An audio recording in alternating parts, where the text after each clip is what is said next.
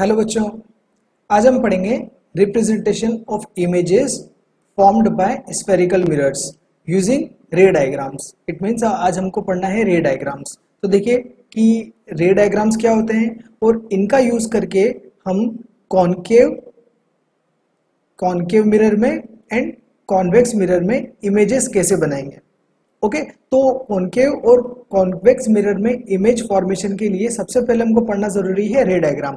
और ये आपको पता होना चाहिए कि अगर कोई भी रे किस तरफ से आती है तो वो आफ्टर रिफ्लेक्शन किस तरफ जाएगी। तो ये सारी चीजें हमें रे डायग्राम में मिलेगी। तो देखिए पढ़ते हैं। इसमें आपको 4 रूल्स हैं, चारों रूल्स ध्यान रखने हैं। तो सबसे पहले हमारे पास में है फर्स्ट रूल। देखिए, the ray coming parallel to the principal axis pass through the focus after reflection in concave mirror और appear to come from focus in convex mirror. पहली चीज मैं आपको बता दूं कि ये जो रे डायग्राम होते हैं ये कॉनकेव और कॉन्वेक्स दोनों के लिए है। और यहाँ पर मैंने दोनों की इमेजेस आपको दी हुई है। ये जो पहली इमेज है ये आपके है कॉनकेव के लिए और दूसरी है आपकी कॉन्वेक्स के लिए। तो देखिए इसमें लिखा हुआ है कि कोई भी रे जो प्रिंसिपल एक्सिस के पैरेलल आती है, अपने पास में ये है प्रिंसिपल एक्सिस। इस प्रिंसिपल एक्सिस के पैरेलल अगर कोई भी रे आ रही है, ये वाली रे देखिए ये पैरेलल आ रही है, ये प्रिंसिपल एक्सिस है, इसके पैरेलल ये रे आ रही है। तो आफ्टर रिफ्लेक्शन, रिफ्लेक्शन मतलब यहां से टकराने के बाद वो फोकस से गुजरेगी। देखिए यहां से टकराई, टकराने के बाद में वो इस पॉइंट से पास कर रही है जिसको अपन बोलते हैं फोकस। पीछे वाले वीडियो में अपन ने डेफिनेशन में भी पढ़ा था कि फोकस क्या होता है। तो आफ्टर रिफ्लेक्शन फोकस से पास हो जाएगी कॉनकेव मिरर के अंदर। और कॉन्वेक्स मिरर के अंदर क्या होगा कि जैसे देखिए यहाँ पे ये रे आई प्रिंसिपल एक्सिस के पैरेलल है और यहां से टकराने के बाद वो इधर चली गई। तो हमें क्या लग रहा है कि ये पीछे फोकस से आ रही है। जब हमने इसको पीछे एक्सटेंड करा तो हमें ऐसा लग रहा है कि ये फोकस से आ रही है। तो ये होता है कॉनकेव मिरर के अंदर और ये होता है कॉन्वेक्स मिरर के अंदर। मैं आपको फिर से बताता हूँ कि कॉनकेव मिरर में क्या होता है, जब भी प्रिंसिपल एक्सिस के पैरेलल कोई रे आती है तो आफ्टर रिफ्लेक्शन फोकस से गुजर जाएगी। आपको रे डायग्राम में ये चीज ध्यान रखनी है। और जब आप इमेज फॉर्मेशन करेंगे तब आपको ये पता होना चाहिए कि अगर किसी भी रे को आप पैरेलल लेके आ रहे हो तो वो रिफ्लेक्शन के बाद में फोकस से पास होगी। कॉन्वेक्स मिरर के अंदर ऐसा लगेगा कि फोकस से आ रही है। ओके, चलिए अब सेकंड देखते हैं। The ray coming through the focus of a concave mirror of coming towards focus a convex mirror become parallel to the principal axis after reflection from the mirror. अब इसका मतलब क्या हुआ, पहले वाले में हमने ये पढ़ा था कि अगर कोई भी रे पैरेलल आ रही है तो फोकस से पास हो जाएगी। और दूसरे वाले में ये है कि अगर फोकस से आ रही है तो वो पैरेलल हो जाएगी। देखिए यहाँ पे ये रे आई इधर से आ रही है, फोकस से गुजरी, अब रिफ्लेक्शन के बाद में यहां से टकराने के बाद वो पैरेलल हो गई है। ये देखिए पहले वाले में था पैरेलल आई तो फोकस से पास किया, और दूसरे वाले में है अगर फोकस से आ रही है तो पैरेलल पास होगी। यही चीज अगर अपन कॉन्वेक्स के अंदर देखें तो कॉन्वेक्स में क्या हो रहा है, ये देखिए इधर से आ रही है और इधर से पास हो रही है, इधर से आई और इधर से पास हो रही थी। इसमें क्या हो रहा था कि पैरेलल आ रही थी और इस एंगल को बनाते हुए जा रही थी, तो हमेशा फील हो रहा था कि वो फोकस से आ रही है। और इसमें क्या हो रहा है, ऐसा लग रहा है कि फोकस पे आ रही है और रिफ्लेक्शन के बाद में पैरेलल होके जा रही है। ओके, अगला देखते हैं। थर्ड पॉइंट अपने पास में, अ रे coming through centre of curvature of a concave mirror. Centre of curvature मैंने आपको बताया था, सेंटर ऑफ कर्वेचर क्या होता है। और towards the direction of curvature of a convex mirror reflects back along the same path on striking the mirror surface. It means अगर अपने पास में कोई रे है जो सेंटर ऑफ कर्वेचर से आई तो रिफ्लेक्शन के बाद उसी पाथ को फॉलो करेगी जिस पाथ से वो आई थी। मतलब कोई भी रे आई सेंटर ऑफ कर्वेचर से तो रिफ्लेक्शन के बाद वापस वो सेंटर ऑफ कर्वेचर से ही पास हो जाएगी। ये दोनों केसेस में आपके साथ यही होता है। यहाँ पे देखिए जैसे इसमें अगर आप मान लीजिए कि सेंटर यहाँ तक आई, यहाँ से टकराने के बाद इधर चली जाएगी तो हमें ऐसा लगेगा कि ये सेंटर ऑफ कर्वेचर से आ रही है। नेक्स्ट देखते हैं, a ray incident obliquely to principal axis towards pole P of the concave mirror or convex mirror is reflected obliquely following the law of reflection. It means कि अगर आपके पास में कोई ऐसी रे है जो ऑब्लिकली आ रही है, ऑब्लिकली का मतलब होता है कि कोई एक पर्टिकुलर एंगल बनाते हुए प्रिंसिपल एक्सिस के साथ में अगर कोई पर्टिकुलर एंगल बनाते हुए आ रही है, तो वापस वो लॉ ऑफ रिफ्लेक्शन को फॉलो करते हुए चली जाएगी। जैसे अपन ने पढ़ा था रिफ्लेक्शन ऑफ लाइट के अंदर, लॉज ऑफ रिफ्लेक्शन में कि लॉज ऑफ रिफ्लेक्शन क्या होता है कि अगर कोई भी रे आई अपने पास में इंसिडेंट एंगल बनाते हुए, तो वो क्या होगी, एंगल आई बना के आई तो एंगल आर बना के चली जाएगी। तो यही चीज यहाँ पर भी है कि अगर कोई रे आपके पास में आई एंगल आई बनाते हुए, तो वो एंगल आर बनाते हुए वापस चली जाएगी, लॉ ऑफ रिफ्लेक्शन को फॉलो करेगी। और कॉन्वेक्स मिरर में भी यही चीज होगी कि देखिए अगर इधर से आई ये, तो टकराने के बाद इधर चली गई, यहाँ पे इसने बनाया एंगल आई और यहाँ पे इसने बनाया एंगल आर। आपको ये पता होगा ना लॉ ऑफ रिफ्लेक्शन क्या होता है, angle I is equal to होता है एंगल आर, जो इंसिडेंट एंगल होगा वही एंगल ऑफ रिफ्लेक्शन होगा। अब हमने अपने पास में image formation by spherical mirrors. Spherical mirror में इमेज फॉर्मेशन कैसे होता है, ये अपना टॉपिक है। अब इसके अंदर अपने को दो केस पढ़ने हैं कि कॉनकेव मिरर के अंदर क्या होता है और कॉन्वेक्स मिरर के अंदर क्या होता है। दोनों ही केसेस काफी इंपॉर्टेंट है। तो सबसे पहले हम ये देखते हैं कि कॉनकेव मिरर में क्या होता है। तो पहले मैं आपको इसका एक शॉर्ट रिव्यू दे देता हूँ कि कॉनकेव मिरर के अंदर अपने पास में टोटल 6 केसेस बनते हैं, टोटल 6 केसेस होते हैं जिसमें अपन इमेज फॉर्म कर सकते हैं। और कॉन्वेक्स मिरर के अंदर हम 2 केसेस पढ़ते हैं जिसमें हम इमेज फॉर्म कर सकते हैं। तो सबसे पहले हम ये देखते हैं कि कॉन्केव मिरर के अंदर क्या होता है। तो देखिए जो पहला केस है आपका वो ये है कि आपने ऑब्जेक्ट को कहाँ पे रखा हुआ है। इसमें आपका सबसे मेन इंपॉर्टेंट है कि ऑब्जेक्ट की पोजीशन क्या है।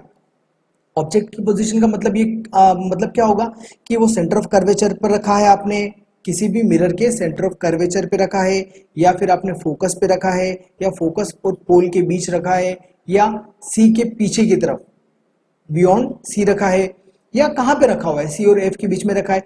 टोटल अलग अलग सिचुएशन के अकॉर्डिंग अलग अलग इमेज फॉर्मेशन होगा और अपने को वही पढ़ना है। तो इसमें 6 केसेस बनते हैं। तो सबसे पहला केस अपन ये देखते हैं कि जब ऑब्जेक्ट को अपन ने फोकस और पोल के बीच में रखा, फोकस और पोल के बीच में कहीं पर भी हम ऑब्जेक्ट को रख सकते हैं, तो ये अपना ऑब्जेक्ट हो गया। अब देखिए अगर अपन इससे रे डायग्राम बनाए, इसका रे डायग्राम बनाकर अगर इमेज फॉर्मेशन करते हैं तो वो कैसा होगा। मान के चलिए कि पहली रे आई इस टॉप से जो पैरेलल गई प्रिंसिपल एक्सिस के। अब अपन ने पीछे वाले में ये देखा था कि अगर पैरेलल आ रही है तो रिफ्लेक्शन के बाद में वो फोकस से गुजरेगी इस पॉइंट से। और दूसरी रे को अपन ये मानते हैं कि वो कोई पर्टिकुलर एक इस एंगल से जा रही है, मतलब इधर गई, तो आफ्टर रिफ्लेक्शन क्या होगा, वो पीछे की तरफ टर्न हो जाएगी, मतलब सेंटर ऑफ कर्वेचर से। इसको अपन ये भी मान सकते हैं कि सेंटर ऑफ कर्वेचर से आ रही है वो रे, वापस रिफ्लेक्शन के बाद उसी बात पे चली जाएगी। जब इन दोनों रेस को अपन पीछे की तरफ एक्सटेंड करेंगे तो आपस में एक जगह मीट करेगी, वो है यहाँ पर। तो यहाँ पे जहां पे रेज मीट करेगी वहां पे फॉर्म होगी इमेज। हमने इमेज में पढ़ा था कि इमेज बनाने के लिए 2 या 2 से रिफ्लेक्टेड रेस का मीट करना जरूरी है। अगर हम यहाँ पे देखते हैं ये दोनों रिफ्लेक्टेड रेस, ये और ये, रिफ्लेक्शन के बाद में ये दोनों रेस कहीं पे भी नहीं मिलेगी। आप इसको एक्सटेंड करते जाओ आगे, ये दूर जाती जाएगी बट मीट कहीं नहीं करेगी। इसलिए हम क्या करते हैं, इसको अपन पीछे एक्सटेंड करेंगे और इमेज फॉर्मेशन इसका यहाँ पे होगा। ओके, तो देखिए अगर अपन इसको यहां से लेते हैं तो इसका साइज ये हो गया, ऑब्जेक्ट का साइज ये था, इमेज का साइज ये है। अब हम क्या कर रहे हैं, इसको पीछे एक्सटेंड कर रहे हैं, तो ये इमेज क्या बनी आपकी, वर्चुअल बनी। ओके, ऑब्जेक्ट के साइज से बड़ी बनी। ओके, थर्ड चीज पीछे बनी, ये मिरर है, मिरर के पीछे की तरफ बनी, और इरेक्ट है, मतलब कि आपकी इमेज जो है वो सीधी बनी। देखिए यहां पर इसकी चारों प्रॉपर्टीज लिखी हुई है, बिहाइंड द मिरर वर्चुअल बनी, इरेक्ट बनी, लॉन्गर देन ऑब्जेक्ट। अब सेकंड केस अपन देखते हैं। सेकंड केस, जब ऑब्जेक्ट को आपने थोड़ा सा पीछे सरका दिया, पीछे का मतलब होगा कि अभी अपन ने फोकस और पोल के बीच में रखा हुआ था, अब रखेंगे फोकस के ऊपर। जब आपने ऑब्जेक्ट को फोकस पे रखा तब क्या सिचुएशन क्रिएट होगी वो देखते हैं। तो अपना वही पहली रे अपन क्या करेंगे, प्रिंसिपल एक्सिस के पैरेलल भेजेंगे, तो वो क्या होगी, फोकस से पास करेगी, इस पॉइंट से पास करा उसने।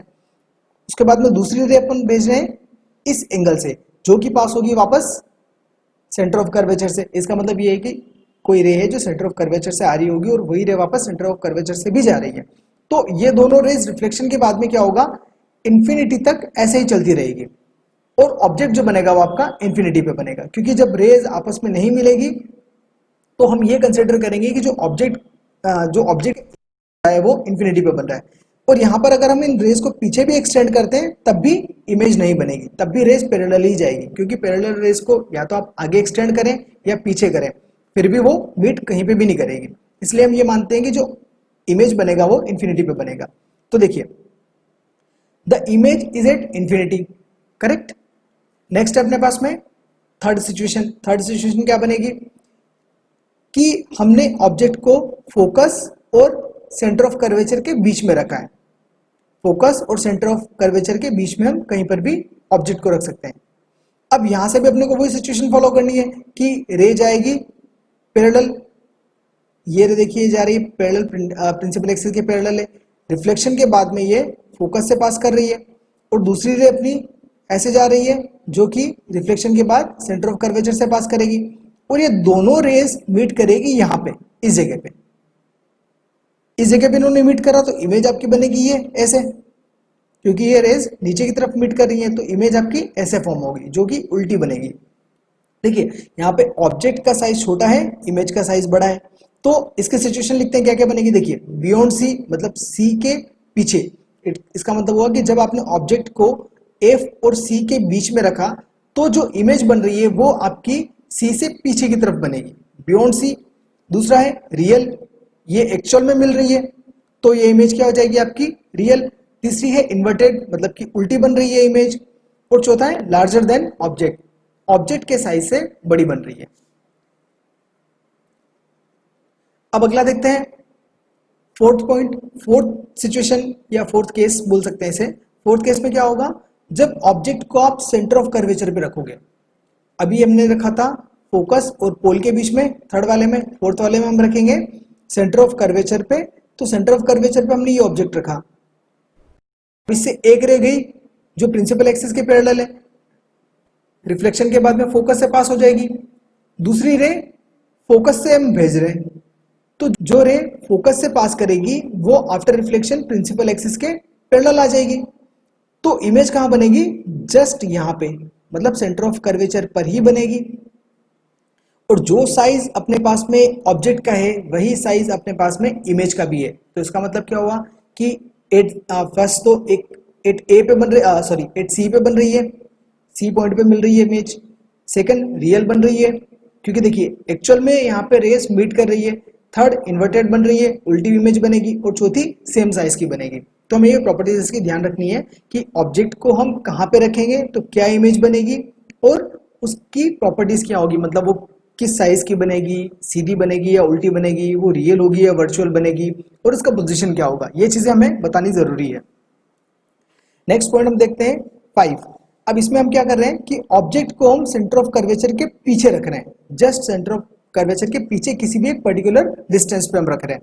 तो यहाँ पे हम जब ऑब्जेक्ट को रखते हैं तो एक रे हमने भेजी पैरेलल, प्रिंसिपल एक्सिस के पैरेलल जाएगी जो कि रिफ्लेक्शन के बाद में फोकस से पास हो जाएगी, और सेकेंड रे हमने भेजी सेंटर ऑफ कर्वेचर से जाते हुए जो रिफ्लेक्शन के बाद वापस सेंटर ऑफ कर्वेचर से ही पास हो जाएगी।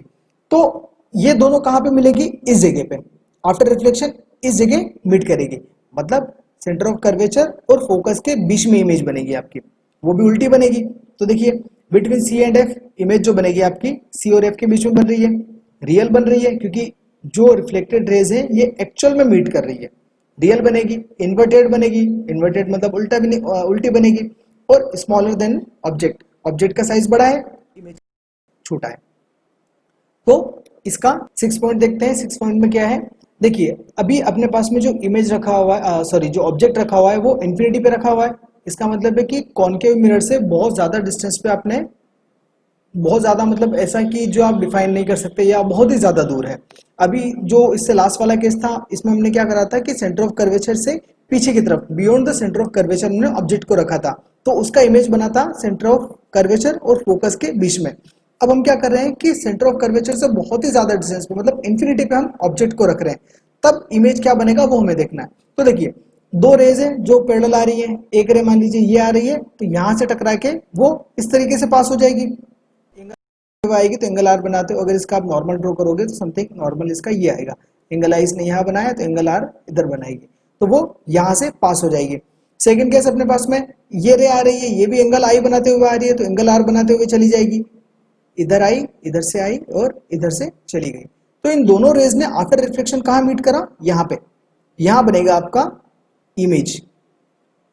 और ये देखिए छोटा बन रहा है इमेज। ऑब्जेक्ट का साइज हमें नहीं पता, ऑब्जेक्ट का साइज बहुत दूर है तो बहुत ज्यादा बड़ा होगा, या हो सकता है कि ऑब्जेक्ट का साइज जो भी हो, लेकिन जो इमेज बन रहा है वो बहुत छोटा बन रहा है। फॉर एग्जांपल अगर अपन इसको एक सन की बात करें, अगर सन बहुत ज्यादा डिस्टेंस पर, अपन ये मान सकते हैं कि इन्फिनिटी पे, तो सन का इमेज जो दिखेगा वो बहुत ही छोटा दिखेगा। देखिए यहाँ पर ऑब्जेक्ट जो बनेगा वो एफ पे बनेगा, फोकस के ऊपर बनेगा। दूसरा है कि रियल बनेगा, एक्चुअल में मीट कर रही है। तीसरा है इन्वर्टेड बनेगा, उल्टा बनेगा, और स्मॉलर देन द ऑब्जेक्ट, या हम इसे बोल सकते हैं कि डिमिनिश्ड, मतलब बहुत ही ज्यादा छोटा बनेगा as compare to the size of the object, right. तो ये हमारे पास में थे कॉनकेव मिरर के अंदर 6 केसेस कि ऑब्जेक्ट को आप कहाँ रखोगे तो इमेज कहाँ बनेगा। आप इसको इस तरीके से भी याद रख सकते हो कि ऑब्जेक्ट आपने इसको आप जो नंबरिंग है वो उल्टी भी कर सकते हो। फर्स्ट ये हो सकता है आपके लिए, सेकंड ये हो सकता है, थर्ड ये हो सकता है, फोर्थ ये हो सकता है, फिफ्थ ये हो सकता है, और सिक्स्थ ये हो सकता है। आप इसको ऐसे भी याद रख सकते हो कि ऑब्जेक्ट सबसे पहले था इन्फिनिटी पे, इन्फिनिटी मतलब बहुत दूर था। अब उसके बाद में जब इन्फिनिटी पे था तो आपको ये 4 सिचुएशन याद रखनी है। नेक्स्ट फिर आप थोड़ा सा पास आए, मिरर के पास में आए, तो क्या होगा, सेंटर ऑफ कर्वेचर के पीछे की तरफ कहीं पर भी ऑब्जेक्ट को आप रख सकते हो, मतलब ये वाला केस, सेकंड वाला केस। ओके, इसमें भी आपको 4 सिचुएशन याद रखनी है। अब उसके बाद में थर्ड वाला केस आपका बनेगा कि ऑब्जेक्ट को आप और पास लेके आए, मतलब सेंटर ऑफ कर्वेचर पे करा। देखिए पहले आप इन्फिनिटी पे थे, बहुत दूर थे, धीरे धीरे आप उसको पास में लेके आ रहे हो, तो ऑब्जेक्ट का साइज कैसे बनता जा रहा है। तो देखिए अगर अपन ये देखें कि इन्फिनिटी पे जब ऑब्जेक्ट था तब जो इमेज का साइज था वो काफी छोटा था। जब आपने पर्टिकुलर डिस्टेंस पे रखा तो इमेज का साइज एज कंपेयर टू इस वाले केस के थोड़ा सा बड़ा हुआ। अब उसके बाद में जब आप और भी पास लेके आए तो इमेज का साइज थोड़ा सा और बड़ा हुआ। ये देखिए बिल्कुल सेम साइज का हो गया अगर अपन ने सेंटर ऑफ कर्वेचर पे रखा तो। उसके बाद में हम और आगे आ रहे हैं, मतलब सेंटर ऑफ कर्वेचर और फोकस के बीच में आएंगे। तो देखिए सेंटर ऑफ कर्वेचर और फोकस के बीच पे अपन ने ऑब्जेक्ट को रखा, तो जो साइज है इमेज का वो ऑब्जेक्ट से भी बड़ा हो गया, करेक्ट। अब उसके बाद में फिर अपन ने फोकस के ऊपर रखा, मतलब सेंटर ऑफ कर्वेचर और फोकस के बीच में थे। अगले टर्म में अपन ने क्या करा, फोकस के ऊपर रखा, तो फोकस के ऊपर जब अपन ने ऑब्जेक्ट को रखा तो जो इमेज बना वो इन्फिनिटी पे बना, right. And next and last 6th point पे अपन ने ये देखा कि फोकस और पोल के बीच में जब आपने ऑब्जेक्ट को रखा तो वो इमेज के साइज, आई मीन ऑब्जेक्ट के साइज से काफी बड़ा बना और वर्चुअल बना। तो ये 6 केस होते हैं अपने पास में। और जैसे जैसे आप इन्फिनिटी से मिरर के पास में आते जाओगे वैसे वैसे जो ऑब्जेक्ट का साइज से इमेज का साइज बड़ा होता जाएगा। और लास्ट वाला केस जो होता है वो अपना होता है वर्चुअल का, कि मतलब जब आप ऑब्जेक्ट को फोकस और पोल के बीच में रखते हो तो जो इमेज आपका बनेगा वो वर्चुअल बनेगा। कॉनकेव मिरर के अंदर सिर्फ एक ही केस होता है जिसमें आपका जो इमेज है वो वर्चुअल बनता है, और वही तब जब फोकस और पोल के बीच में आप ऑब्जेक्ट को रखोगे तब। इस बेस पे हम न्यूमेरिकल्स करेंगे, वो हम आगे सारी खत्म होने के बाद में हम सारे के सारे न्यूमेरिकल्स हम इसमें देखेंगे। तो आपको ये सारी चीजें एकदम अच्छे से लर्न कर लेनी है, क्योंकि उस टाइम आपको फिर याद रहे कि सिचुएशन क्या बनेगी। अगला देखते हैं, image formation by convex mirror. Convex mirror में इमेज फॉर्मेशन कैसे होगा, मैंने आपको पीछे बताया था कि कॉनकेव मिरर में 6 केस होते हैं और कॉन्वेक्स मिरर में सिर्फ 2 केस होते हैं। 2 केस कब, पहला तो ये कि ऑब्जेक्ट को जब आपने इन्फिनिटी पे रखा है तब क्या होगा, और ऑब्जेक्ट को जब आप एक पर्टिकुलर डिस्टेंस पे रखोगे, पर्टिकुलर डिस्टेंस मतलब एक फाइनाइट डिस्टेंस पे रखोगे तब क्या होगा। तो देखिए position of object at infinity, हम जब इन्फिनिटी पे रखते हैं तो क्या होता है, तो हम इस रे डायग्राम में देखते हैं कि मान लीजिए ये आपका ऑब्जेक्ट है जो आपने इन्फिनिटी पे रखा हुआ है। अब यहाँ से रेज आ रही है, ऑब्वियसली कि रेज पैरेलल आएंगी इन्फिनिटी, अगर इन्फिनिटी पे कोई ऑब्जेक्ट रखा हुआ है तो। अब यहाँ से टकराने के बाद रिफ्लेक्शन के बाद में लाइट की रेज इधर चली जाएगी, ये देखिए, जो कि कभी मीट नहीं करेगी।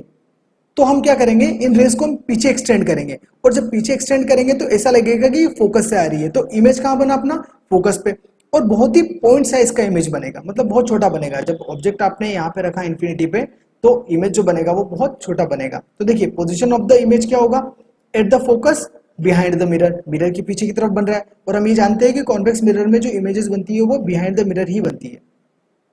साइज ऑफ इमेज क्या होगा इसका, highly diminished point sized, highly diminished मतलब बहुत ज्यादा छोटा होगा as compare to the object. Nature of the image virtual and erect, virtual बनेगा, करेक्ट। नेक्स्ट सेकंड वाला, जब आप ऑब्जेक्ट को पर्टिकुलर एक डिस्टेंस पर रखोगे, एक फाइनाइट डिस्टेंस पर रखोगे, तब क्या होगा? तो इसमें से भी पहली रे अपन भेजेंगे पैरेलल, जो कि टकराने के बाद इस डायरेक्शन से चली जाएगी, जिसको अगर हम पीछे एक्सटेंड करें तो ऐसा लगेगा कि ये फोकस से आ रही है।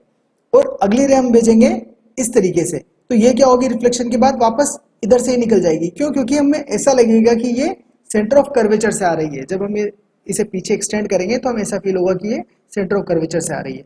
तो ये दोनों रेस यहाँ पे मीट करेगी रिफ्लेक्शन के बाद में, इस जगह पे आपका ऑब्जेक्ट का इमेज बनेगा, और ये एज कंपेयर टू ऑब्जेक्ट छोटा है। करेक्ट? तो देखिए इसका क्या सिचुएशन है, between infinity and pole, infinity और पोल के बीच में आपने रखा है इसको। इंफिनिटी मतलब यहाँ पे मान लीजिए बहुत ज्यादा डिस्टेंस पर, और पोल मतलब यहाँ पे, इन दोनों के बीच में आपने कहीं एक फाइनाइट डिस्टेंस पे ऑब्जेक्ट को रखा, तब उसका जो इमेज बना, जो पोजीशन बनी, वो कहाँ बनी? पी एंड एफ के बीच में, यहाँ पर, क्योंकि इसका जो पोल जो एफ है वो इस तरफ आएगा, तो पी और एफ के बीच में इमेज बन रही है। डिमिनिश्ड मतलब छोटी बन रही है, वर्चुअल एंड इरेक्ट बन रही है। तो दोनों ही केसेस में आपके पास में वर्चुअल इमेजेस होती है और इरेक्ट इमेज होती है। और इरेक्ट का मतलब दोनों ही इमेजेस सीधी बनेगी, इसमें रियल इमेज आपकी फॉर्म नहीं होती। Okay, thanks for watching.